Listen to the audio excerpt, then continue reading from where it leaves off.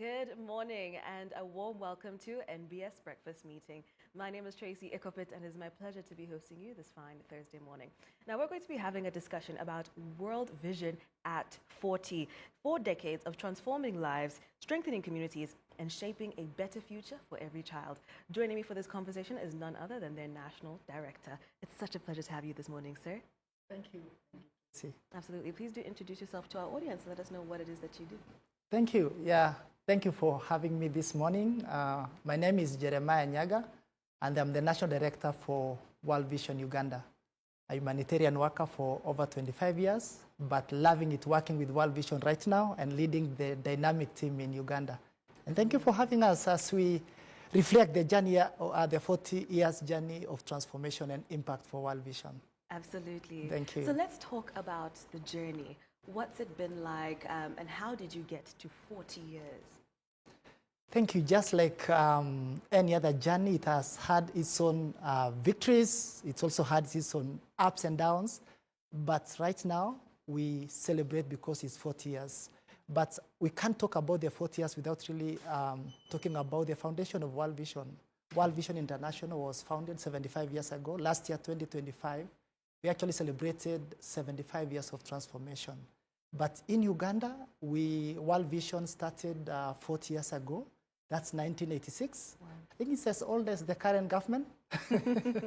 Yeah, as old as the current government. And World Vision came as a response to the aftermath of the war, 1986. And we started our work at Luero Triangle, actually, and looking at rehabilitating communities, giving them a hope, providing them with support that they need for them to have better lives.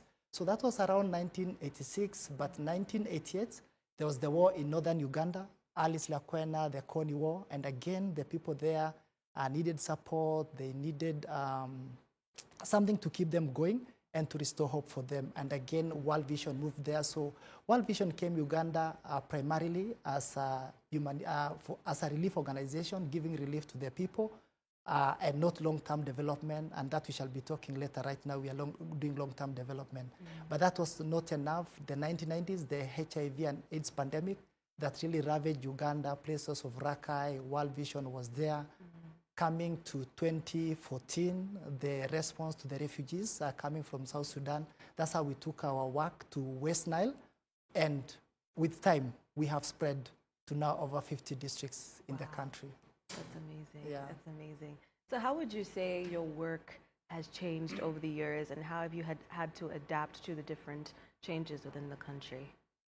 The work has changed because we started from relief, but you realize when you do the relief work and you are just giving and without empowering the people, that may not be able to bring impact to the work that you are doing. So over time, we have started what we call the long-term development programs because World Vision, unlike other organizations, when you go to a community, we can be there for between 10 and 15 years. And that means we journey with the community from the assessing what they are going through, looking at what resources they have, then we can be able to partner together. So we don't go to a community assume they have nothing. Yeah. Actually, the community has a lot to offer. And so we journey together through that journey. And right now, we work together with them, partnering with the government, working with other civil society organizations to be able to bring that change. So much has changed. The funding situation has been good over time, but last year was a very challenging year, not only for World Vision, but also other organizations. But we are glad, as much as many organizations closed shop, yes. World Vision, we have continued to stand strong and continue to journey with communities and bring change. And that journey has been exciting because these days when I go to organizations, to companies, government offices, you mention World Vision, they say, yeah, we know World Vision. I was educated by World Vision. Wow. They supported my school fees, and they have very fond memories of what World Vision has done. Right now, we have doctors, we have nurses, we have teachers, we have politicians who have gone through the support of World Vision. So the journey has been quite exciting, and we celebrate. And that's why we had to pause and say, wait a minute, what has it been over the last 40 years and witnessing what God has done? Beautiful, beautiful. So you've touched on this, but I want us to dive into it a little bit more. You talked about the impact that your work has had. How have lives been transformed with World Vision? Thank you. Good question, because basically that's what we've been doing. There is one profound quote that the founder of World Vision, Bob Payer, said, that may my heart be broken by the things that break the heart of God. So what we do is really to go to those people who are really very vulnerable and work with them, change their lives so that they have a better future. So right now we are boasting of many children who have completed school. We are also talking about many families who've changed their livelihood, their household income has changed a lot, so that we are saying, because we can't continue giving relief, how can we be able to empower those families so that they can get income, support their children to go to school, provide medication for them, and also supporting these mothers who are having young children so that they're able to have safe delivery in hospitals. So it is that wide range. But also on the other hand, as you may know, Uganda hosts the biggest number of refugees in Africa, over 2 million. And right now we are glad to be part of that journey, bringing relief, giving relief food to the community, giving them cash, and also training them so that as they continue to do whatever they are doing, they are able to support themselves. And maybe if I may mention something, last year, due to the funding cut, so what that meant is that the food ratio that was being given to refugees reduced. And actually the refugees were categorized into three. There was category 1, and they were saying those look a bit better, then the middle, then the third category. And what that meant is that around 63% of the refugees were not going to get any food, they were not going to get any money. And you find people who are faced with a dilemma, either to die of war in their country or to die out of hunger here. And that's where World Vision comes in. And we've been able to come in and bring relief to those people. And we have so many stories about the refugees right now. Some of them are able to do a bit of cultivation, make a bit of income, do business. And that is what World Vision is about, creating impact. Not only impact, but lasting impact in the lives of the people and the children. Absolutely. Again, you told me we dive a bit into the impact. When you go to many of the districts that we are working in, like for example, Karamoja, that is where for a long time the story of Karamoja is not a good story, because we talk about hunger and so many other things, cattle rustling and all that. But that is where World Vision is called to be in. So we go there and work with them. Like right now, as you may be aware, there is hunger. Already US media have been reporting about it, and we're already responding. We have been able to fundraise, and we're already on the ground trying to give food to these people so that it's so painful for somebody to die out of hunger. And yet, in Uganda, it's one of the countries that is very fertile, abundant food, and all that. So that's the journey that we've walked. Many schools, many hospitals that we've been able to build over that time. It's very easy, like when you go to the communities, you see the orange color. Just know there's something that must be World Vision somehow. I know there are many others who can identify with the color, but mostly when you see orange, orange means hope. And that's the hope that we've been giving our children and communities. But again, World Vision is all about children. And we've been working with the government, also working with the partners, because we have issues that affect the children. Issues of early marriage. Actually, we call it child marriage, really, because there's nothing like early marriage. Then child sacrifice. You know, people hear about child sacrifice, you're like, what? Where? Children get sacrificed? Yes, they do. And that has been an issue. We've had programs trying to advocate and raise awareness about child sacrifice, because that is really an issue. We 2-3 years ago, we supported the government to come up with a bill, and the child sacrifice bill, and also early child marriage bill. And that has been part of the support that World Vision has given, because we know when we change the systems and the structures, then change comes to the community, and we're able to impact the lives of the children, because we desire that children have life, and they may have life in all its fullness. We don't dichotomize a child, that we say a child requires health, education. No, we look at a child in a wholesome way, and that's how we look at the children. That's beautiful, and especially because children really are the future, and we need to take care of them in any way possible. We say the children are the future, and the future is the children. Absolutely. So you invest in children, then you invest in a generation. Yeah. And we don't want a generation that is not going to drive. Every child need to drive. Absolutely. Absolutely. That's amazing. Yeah. So you've reached 40 years. Yes. What does it mean to World Vision? Why is this moment so significant for you? This moment is very significant because we can trace back and see the impact. We can see the contribution that we made. But this particular year also coincides with our launch of a 5-year strategy, 2026 to 2030. And that's also very significant because, again, we are looking forward and saying, yes, we've had all these achievements, we've changed lives, but what can we do? There's still so much. We've done so much, but there's still so much that needs to be done. And therefore, we are celebrating, also looking at what lessons did we learn?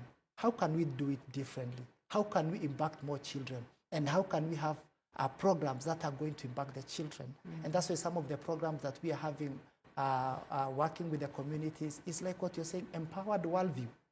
Because it's about the change of mindset. We are saying when the mindset of people is changed, when the hearts are changed, the pockets are also going to change. Because we believe when we empower households to have income, then they are going to be able to change the lives of their children. And that's why our programs and our strategy is well aligned to NDP4, as well as Vision 2040 for the government of Uganda. Because our work is to complement the work that the government is doing. The government is doing good work, but there's a lot. There is funding gap, and that's where World Vision and other civil society organizations come in to ensure that we support. So this is very important because, again, we want to look at what the next 40 years will be, because that's where we are looking at. But of course, we are looking at a landscape that has drastically changed. Funding is no longer guaranteed. The donor countries are saying it is us first, and this is a awakening moment, and we need to ask ourselves, what can we be able to do? And I believe, as Uganda, it's an endowed country. We have our own resources, and it's high time we are saying, can we, as we move into the next phase of our strategy, how can we be able to work much better? How can we be able to support the government better to realize the aspirations, but also looking at the lives of the children? So that's what we are really looking at. We are still going to be looking at the area of education. We're also going to be looking at the area of health in the community, livelihood and resilience, and we are also going to ensure that our children are protected, because the children, as I said, they are our future. And if our children are not protected, then we don't have a future.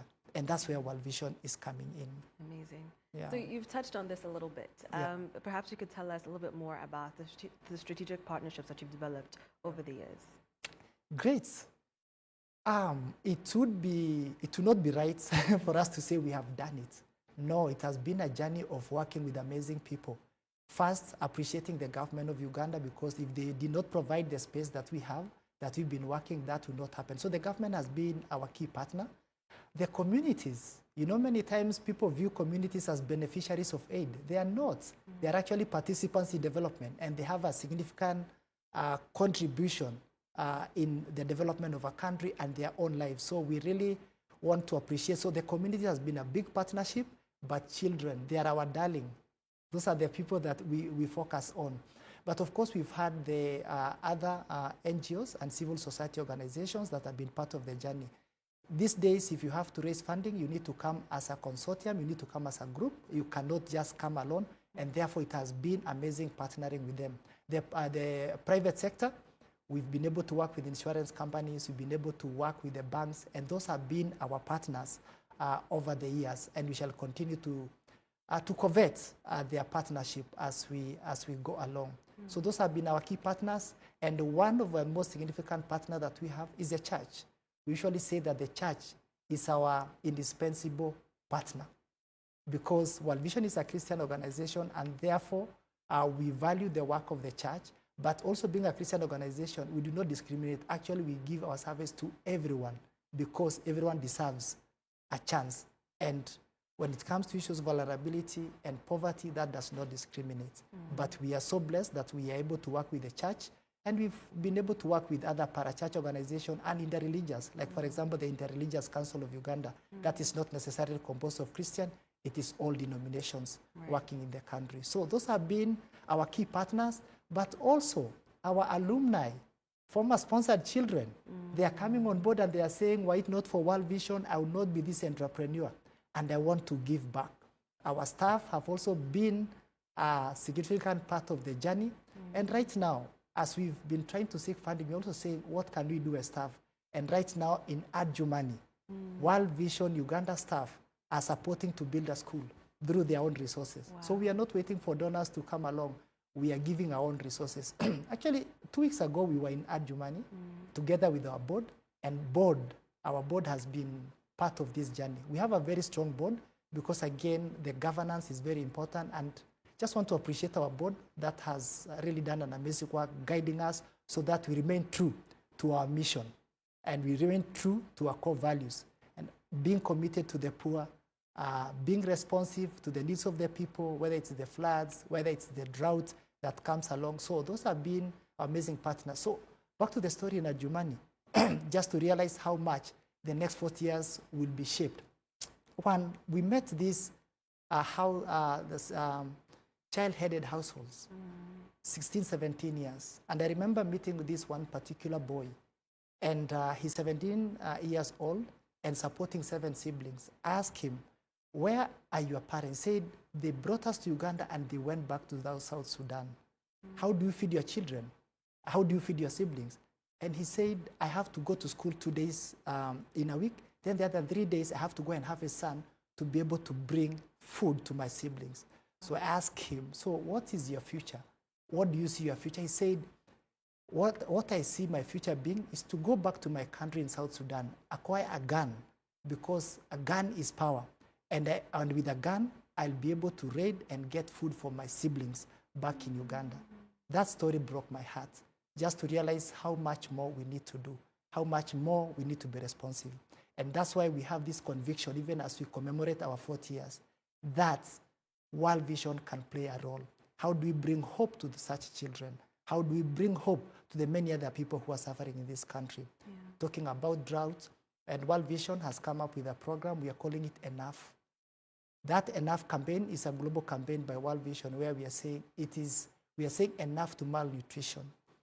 And we are also saying enough to insufficient food, because we are saying children and families need to have sufficient food. They need to be well nourished and they need to be well protected. So that is the partners that we've walked along, and we shall look for more others as we go forward, but those have been amazing partners. But also media. I can't forget the media, because they have always journeyed with us, highlighting these stories. The stories where people are vulnerable, but again, stories of hope. Absolutely. That's absolutely incredible. Yeah. So you mentioned a 5-year strategy. Yeah. Perhaps you could tell us a little bit more about that. Yeah, thank you. We have an ambitious plan, but it's doable. We seek to contribute to improve lives of 5.1 million children in Uganda. It's an ambitious target, but given our experience over the last 40 years, we believe that is doable. We can be able to do it, and we are really focusing on areas that we believe are going to bring more impact. Looking at households having improved income for the household, because we believe when the households have improved income, they can be able to take care of the other needs, education, health for their families, and so on and so forth. So that is very important. But again, we still realize, yes, in this country, children are standing under trees. We went to a class again last 2 weeks at Jumani. Classes are congested. If, for example, a girl has to go to the washroom, she has to climb over desks to get out, because basically there's no breathing space. But we're still having issues of child deaths at a very young age, before the age of 5, and that's an area that we'll continue to focus on. Child protection. But again, as we move forward, there are many other areas that are really becoming important because of the climate change and climate action. So that's an area that we shall also be focusing. And also really empowering the communities. We love the government programs that we can be able to plug in, like the parish development model, that we believe is a very powerful. If done very well, I think that can be able to bring transformation. And that is part of what we are going to be plugging in. Amazing. Yeah. So as we wrap up this conversation, perhaps you could give a call to action to the people watching at home. What can they do to support World Vision's purpose? Thank you.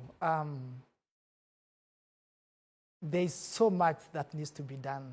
A lot has been done, but there's a lot to be done. But this, as World Vision and many other organizations, no one can do it alone. We require every coin, we require every dollar, and we require people to come on board so that we are able to work together with the government and support the millions of vulnerable children in this country. It is not right for anyone to die out of hunger, and yet, as our country, we are blessed with so much. But this needs to permeate, it needs to go to all over the country. But not only that, we need hearts that are willing to change the lives of people. Because if you don't do things from the heart, then you are not likely to bring meaningful change and impact. So we call upon all people, the government, the private sector, individual people, even entrepreneurs, bring every coin. So this is really an invitation for us to join our hands together, because together we can change the lives of children and vulnerable communities. Because we want to create an environment where we create brighter futures for the children of Uganda. Uganda is a blessed country, and this country can change, and those people who are still suffering can change, and their lives can change forever. Absolutely. It's been so great to hear about what you've been able to achieve in the last 40 years, and truly God has blessed the works of your hands. Amen. And I pray that He continues to do that and for your next 40 and even 40 after that. Thank you, and thank you for hosting World Vision this morning, for hosting me, and thank you for joining with us and celebrating with us. The fact that you can give us this opportunity, and we have many more stories that we want to invite you to journey with us as we transition to the next 40 years. Thank you so much for being here today. Thank you for tuning in to Breakfast Meeting. We'll be right back after a short break. Stay tuned.